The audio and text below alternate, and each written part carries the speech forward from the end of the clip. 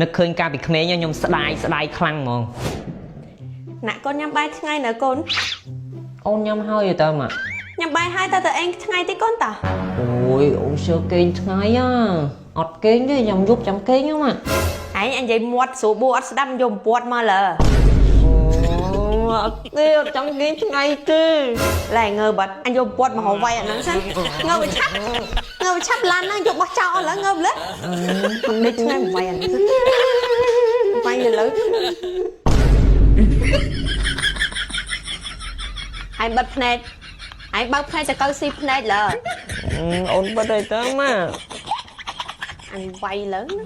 ខ្ញុំស្ដាយត្រង់ថាកាលហ្នឹងម៉ែដេញឲ្យដេកថ្ងៃវាយផងដេញផងញ័រព្រមទៅដេកទេអត់ចង់ទៅដេកទេឥឡូវមិនដឹងថាដេកថ្ងៃវាស្រួលខ្លួនប៉ុណ្ណាអើយក៏ទៅណែឥឡូវរហូតទៅដេកថ្ងៃទីសិនហ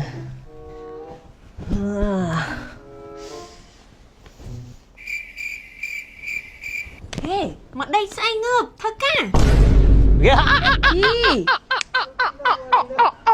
អូចាប់អត់ហើយចឹងបបានដេកថ្ងៃទៀតចឹងដេកថ្ងៃស្អីមកងើបមកធ្វើការធ្វើងារអីនេះថ្ងៃនេះមក surprise បងប្រុសដែលជាម្ចាស់រង្វាន់